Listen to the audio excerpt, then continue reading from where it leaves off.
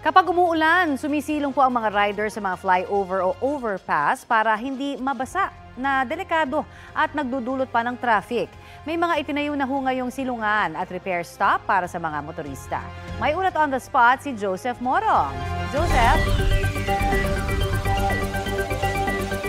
Kung tag-ulan na nga, kaya yung MMDA ay gagawa ng mga silungan at repair shop sa iba't ibang bahagi ng Kamaynilaan. Katulad dito sa may EDSA Quezon Avenue flyover, dito Connie ay maaaring pansamantalang sumilong yung mga motorsiklo at mga bicycle riders para pwede magpalit ng mga kapote o magpatila sandali ng ulan. Bukod dito Connie ay pwede rin mag-repair ng mga simpleng problema ang mga motorsiklo at bisikleta.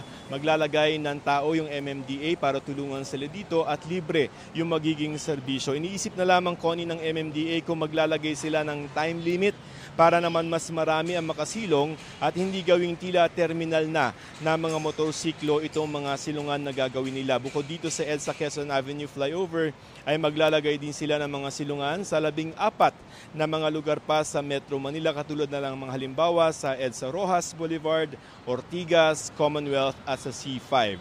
Ayon sa MMDA ay sa Hulyo pa ito ilulunsad. Narito ang pahayag nitong si MMDA Chairman Romando Artes.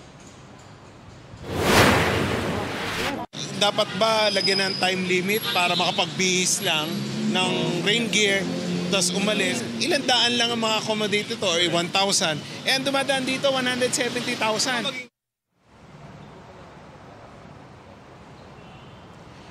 Connie, yung nabanggit mo kanina na ginagawa ng ating mga motorcycle riders at saka yung mga bicycle riders na sumisilong sa mga overpass, sa mga flyover tuwing umuulan ay bawal pa rin po yan unfortunately dahil may consider yan na obstruction. Pwede naman daw na magpalit ng mga kapote tapos didiretso na sila doon sa kanilang lakad. Pero yung tatagal ay obstruction of justice, obstruction at pwede pa rin kayong tikitan ng MMDA. Connie?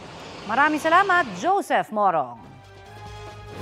Kapuso, para sa mga maiinit na balita, mag-subscribe sa GMA Integrated News sa YouTube.